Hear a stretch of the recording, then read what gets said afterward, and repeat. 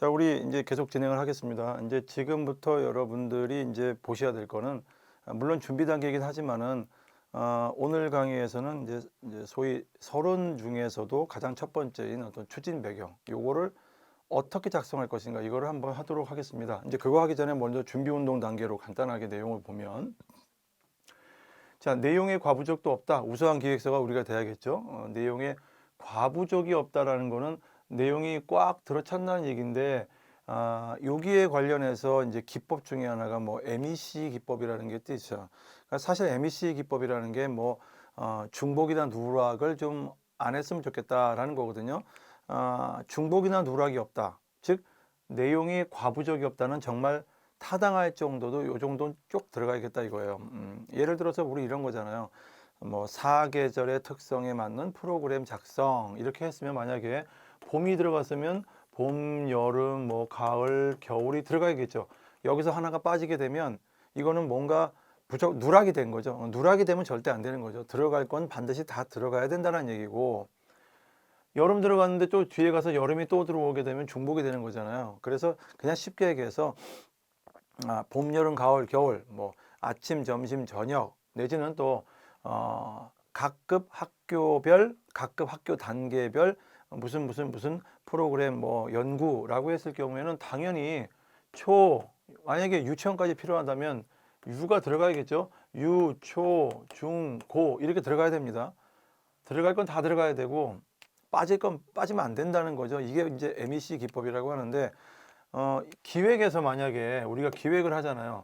기획을 하고 있는데 불구하고 들어가야 될 내용들이 빠졌다거나 내지는 중복이 계속되고 있으면 그건 우수한 기획서라고 얘기를 안 하죠. 그래서 우리가 뭔가 어떤 대안을 마련할 때 막 그냥 머릿속에 있는 대안들이 굉장히 많이 있어요. 아까 전에 얘기했듯이 교육 격차를 해소해야 된다. 그럼 일단은 교육의 격차가 왜 생겼습니까? 라고 했을 때는 소위 그 원인이 다 들어가야 되는 거죠. 거기에 따라서 해결 방안도 그 원인을 해결할 수 있는 방안들이 다 들어가야 되는데, 물론 이제 시험장에 가시면 시험장에서 주어진 자료를 분석해서 그 자료에서만 하면 되는 거예요. 근데 이제 그 자료에서 만약에 뭐 학부모들이 이러이러한 얘기도 하고 또 이제 학생들이 이런 얘기하고 각계각층의 사회의 어떤 요구 상황을 분석해 봤더니, 자, 이건 학교의 프로그램 운영의 문제였다든가 아니면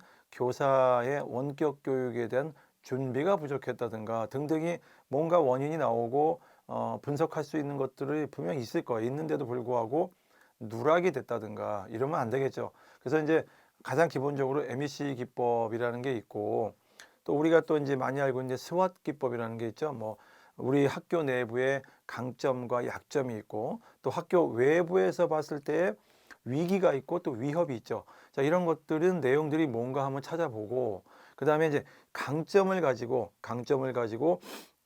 소위 학교가 가지고 있는 강점이 예를 들어 있어. 그런 그 학교가 가지고 있는 강점을 가진 상태에서 외부에서 시각이 봤을 때 위기를 어떻게 극복할 것인가, 또 외부에서 시각이 봤을 때 그 위험 요인인데 이 강점과의 매칭을 하게 되면 또 어떤 전략이 나올 거란 말이에요. 자, 이런 식으로 서로 매칭을 하게 돼서 전략을 모색해 보는 스왓 기법도 있죠. 이런 것들은 물론 단점도 있어요. 단점도 있지만은 기본적으로 MEC라든가 스왓 기법은 이제 교재에서도 물론 일부 소개가 좀 돼 있긴 하지만은 기획안을 작성을 할 때 소위 가장 기초적인 어떤 그 과정으로서 한번 꼭 좀 학습을 하셔야 되는 내용이긴 합니다. 자, 그래서 일단 그 정도는 알고 계시고, 레이아웃이 뭐 세련되고 간결하다, 뭐 데이터라든가 이미지가 효과적으로 사용된다. 자, 데이터나 이미지가 효과적으로 사용되게 되면 우수한 기획서라는 얘기도 합니다. 그래서 우리가 음, 세 번째 보면 무슨 아까 전에 얘기했듯이 이렇게 세 번째 파트에 보면 해결 방안 뭐 이렇게 있었죠. 예를 들어서 해결 방안 또는 또 뭐 활성화 방안 뭐 이런 것들이 있습니다. 활성화 방안 이런 게 있는데, 여기다가 그 글로만 계속 작성을 하게 되면 거의 전체적으로 다 글로만 보이기 때문에 또 시각적인 효과가 사실은 평가관 입장에서는 뭐 물론 전부 다 그림이 아니지만 적절한 곳에 뭔가 시각적인 효과를 줄 수 있는 것들이 들어가면은 훨씬 더 가독성도 높아지겠죠.